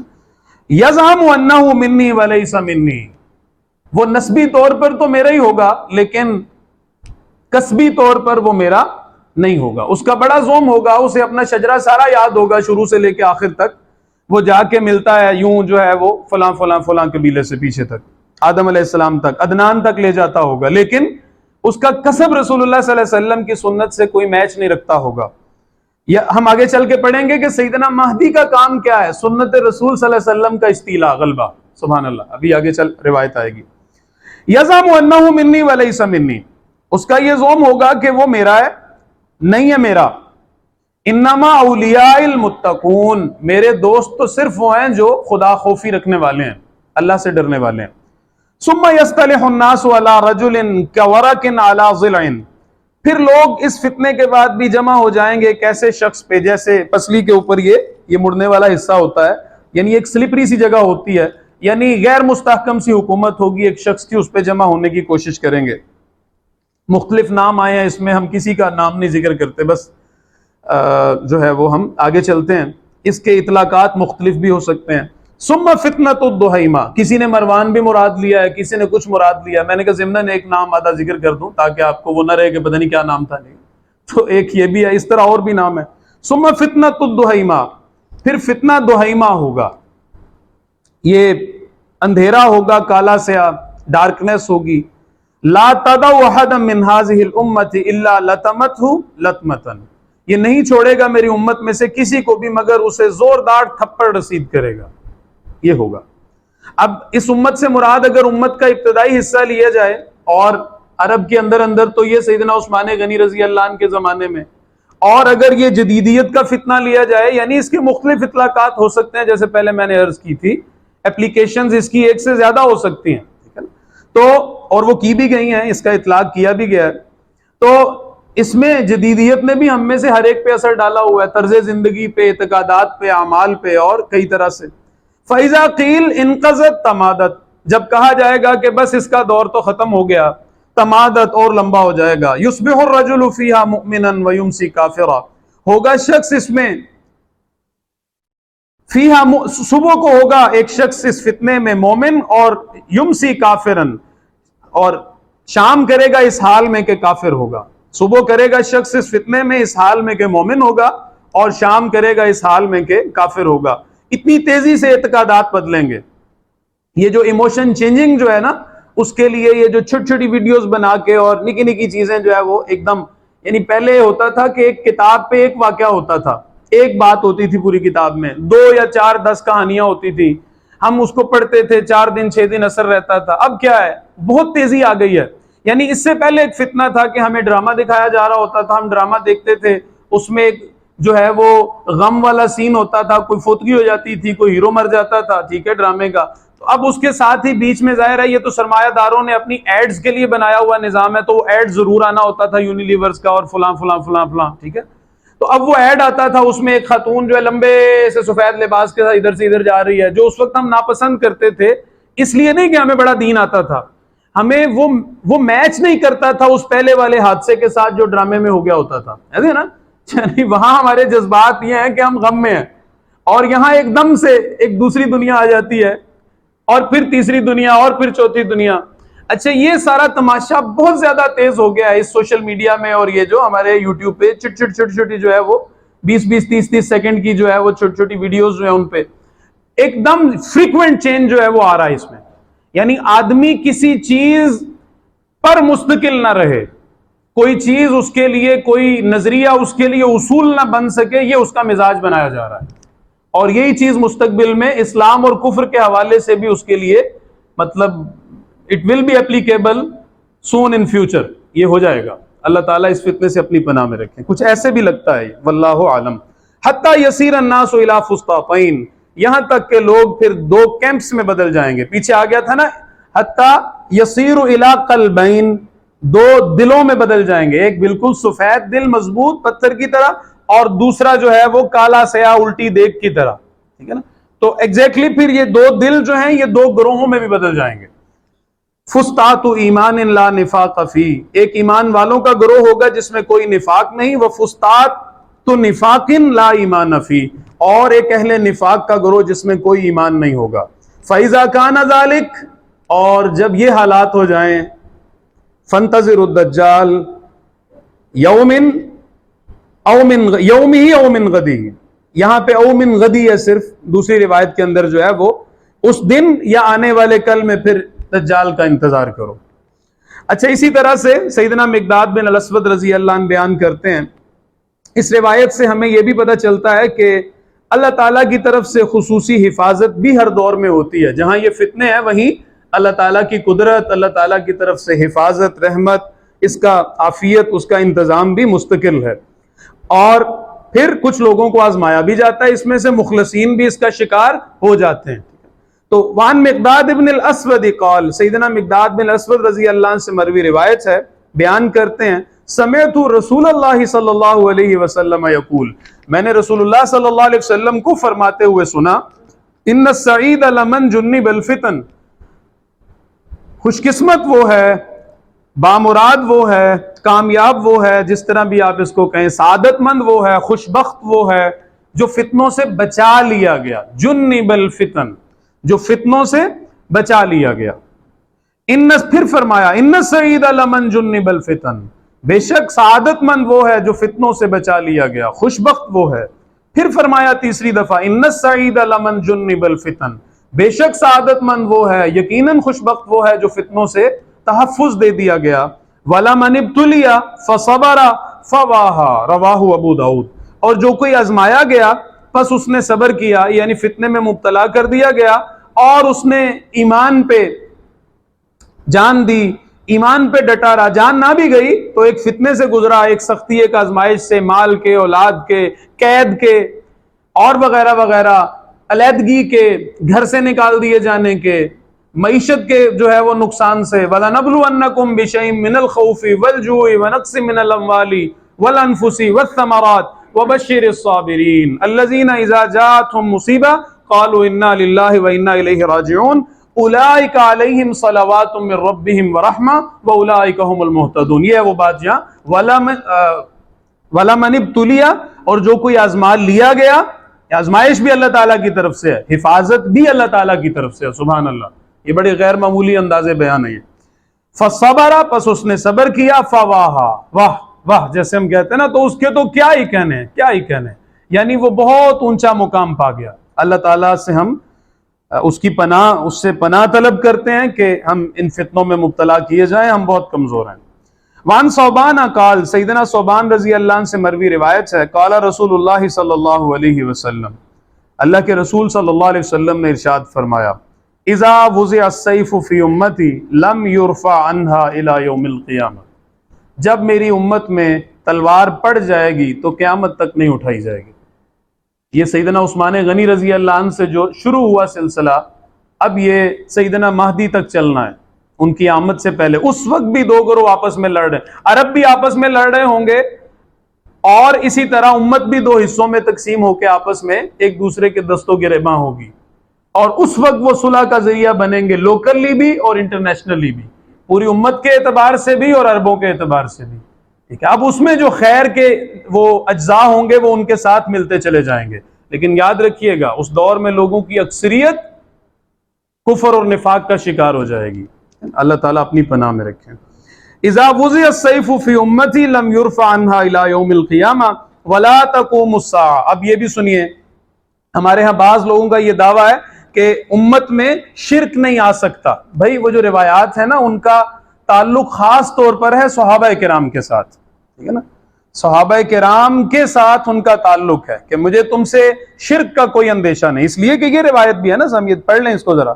ولا تقوم الساعہ، قائم نہیں ہوگی قیامت، حتی تلحق قبائل من امتی بالمشرکین۔ ایک بات، قیامت قائم نہ ہوگی یہاں تک کہ الحاق کر لیں گے، ایفیلیشن اپنی چاہیں گے میری امت کے لوگ مشرکین کے ساتھ۔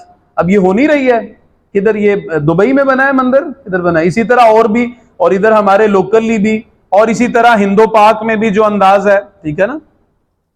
تو امتی بالمشرکین، مشرکین کے ساتھ یا اہل شرک کے ساتھ۔ اب آگے سنیے، وَحَتَّى تَعْبُدَ قَبَائِلُ مِنْ أُمَّةِ الْأَوْثَانَ، یہاں تک کہ میری امت کے بعض قبائل بتوں کی پوجا کریں گے، یہ ٹھیک ہے نا۔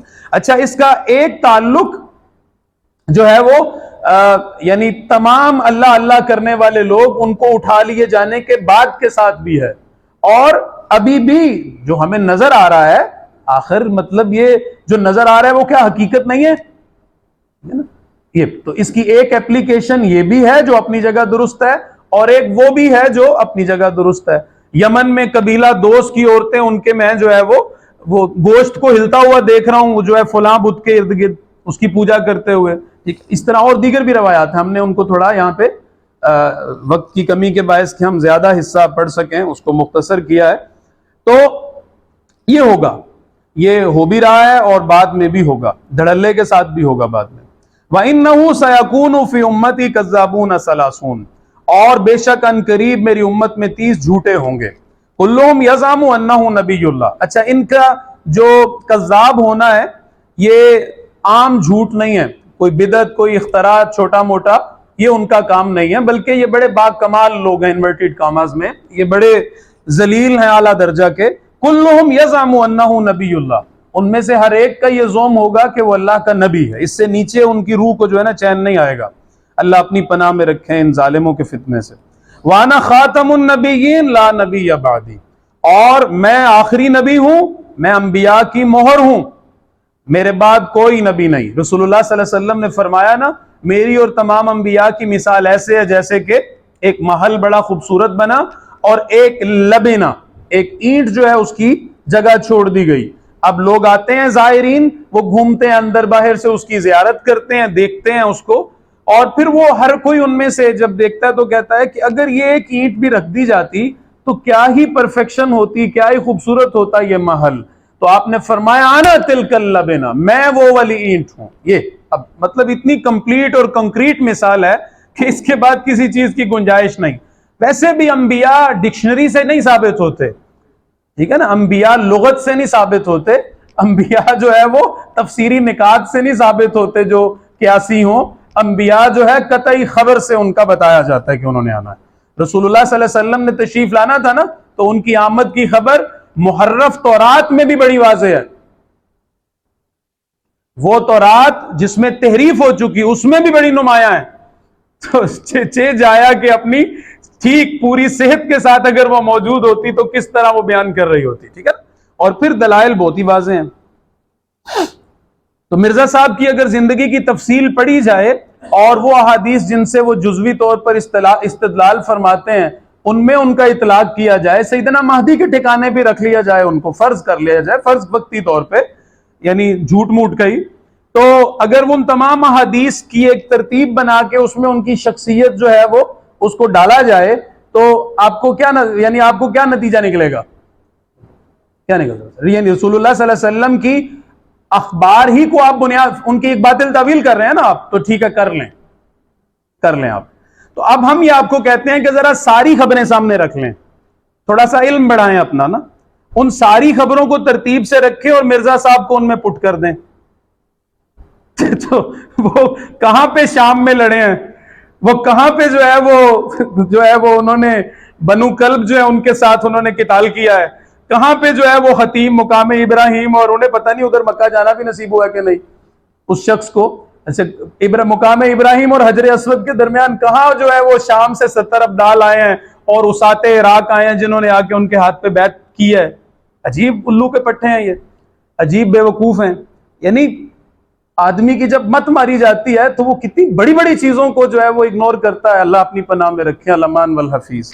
تو خدا را ہدایت کی طرف آئیں اس سے پہلے کہ زندگی ختم ہو جائے اور اللہ کے ہاں عذاب شروع ہو. یہ بہت بڑا جو ہے وہ الزام ہے رسول اللہ صلی اللہ علیہ وسلم کی ذات پہ، بہت بڑا تان اور بہت بڑا حملہ ہے دین پہ. وانا تو ان زندیقوں سے جو ہے وہ بہت زیادہ محتاط رہنے کی ضرورت ہے، ہر قسم کے تعلق میں، معاشرتی تعلق میں بھی. وانا خاتم النبیین لا نبی بعدی، اور میں آخری نبی ہوں، میرے بعد کوئی نبی نہیں. یہ رسول اللہ صلی اللہ علیہ وسلم کا فرمان اپنے بارے میں. ولا تزال طائفۃ من امتی علی الحق ظاہرین، اور ایک گروہ میری امت میں حق پر غالب رہے گا. لا یضرہم، ہمیشہ غالب رہے گا، نہیں کوئی نقصان دے گا انہیں. من خالفہم، جو کوئی بھی ان کی مخالفت کرے گا. حتی یأتی امر اللہ، یہاں تک کہ اللہ تعالیٰ کا امر آ جائے. اور ایک روایت میں آتا ہے حتی یبعث الدجال، یہاں تک کہ دجال کا آنا ہو جائے. اب یہ وہ لوگ ہیں جو شارحین نے جو بات ذکر کی ہے، وہ اس خلاصہ اس کا اگر کیا جائے تو وہ یہ ہوگا. کوئی کہتے ہیں کہ یہ متکلمین کی جماعت ہے، کوئی کہتے ہیں یہ محدثین کی جماعت ہے، کوئی کہتے ہیں یہ فقہا ہیں، کوئی کہتے ہیں یہ مجاہدین ہیں. تو اگر ان سارے گروہوں کو جمع کیا جائے تو دو ہی گروہ بنتے ہیں، علماء اور مجاہدین، جو اللہ کی رضا کے لیے اللہ کے راستے میں لگے ہوئے ہیں. تو یہ گروہ ہمیشہ امت میں زندہ رہے گا. اب اس کا ایک لازمی تقاضا ہے، ایک گروہ نے حق پہ رہنا ہی رہنا ہے. اب مجھ پر ایک بہت بڑا سوال ہے، کیا میں اپنے اس زمانے میں موجود ان اہل حق کی معرفت رکھتا ہوں؟ اگر اس زمانے میں مجھے ان کی معرفت نہیں ہے، ہمارے ایک دوست نے کہا تھا کہ یہ بات آپ نے بڑی سخت کہہ دی،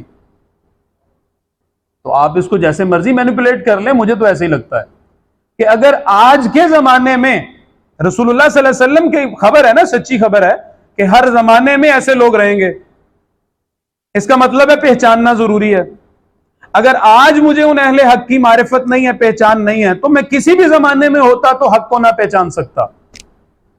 یہ اس کو سمجھنے کی ضرورت ہے، یہ خطرناک جو ہے وہ اس پہ اپنے آپ کو تولنے کی ضرورت ہے. لا یضرہم من خالفہم حتی یأتی امر اللہ، رواہ ابو داؤد والترمذی.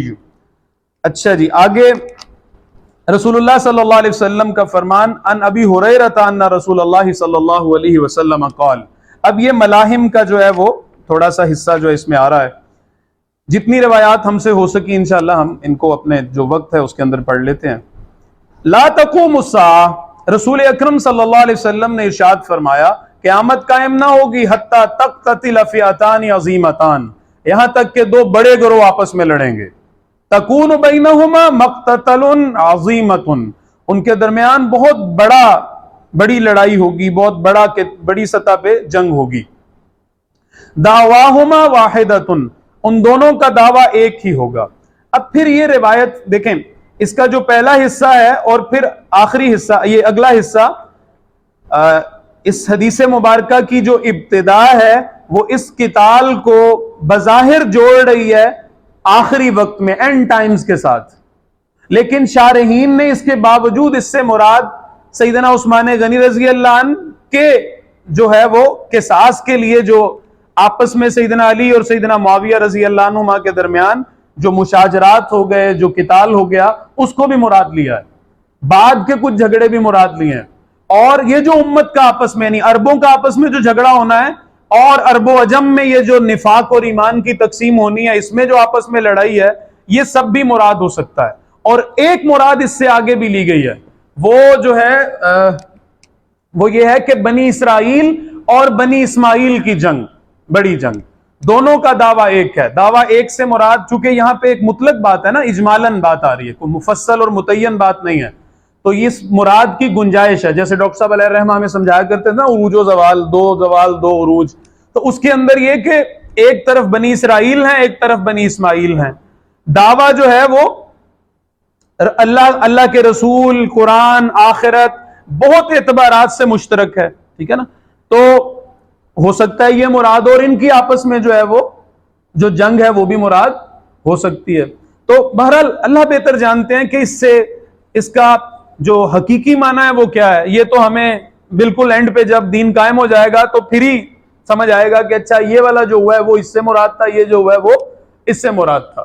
تو فی الحال کوئی ختمی بات ہم نہیں کر سکتے. یہ 2 3 4 اطلاقات جو ہم نے سمجھے ہیں، کچھ بھی ہو سکتا ہے.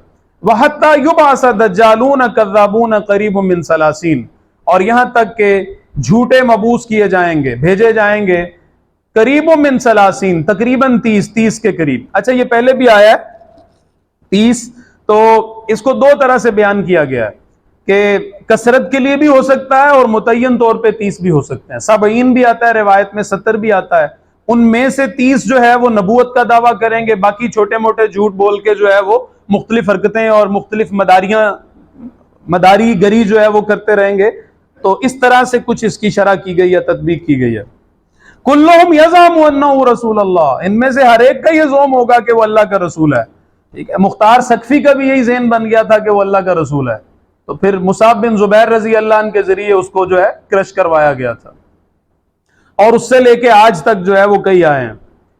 وَحَتَّى يُقْبَضَ الْعِلْمِ، یہاں تک کہ، اور آپ کو پتا ہے نا مختار سقفی جو ہے وہ بڑے طریقے سے اس نے اہل بیت کی اور محمد بن حنفیہ رضی اللہ عنہ جو ہے ان کی حمایت تک حاصل کر لی تھی، اور کس طرح ہائی جیک کیا اس ساری تحریک کو جو سیدنا حسین رضی اللہ عنہ کی شہادت کا بدلہ لینے کے لیے لوگوں میں جو انتقام تھا، وہ ایک جو موجود تھا لوگوں میں، اس کو کیسے ہائی جیک کیا، اور پھر کس طرح دماغ خراب ہوتے ہوتے وہ کہاں تک پہنچا.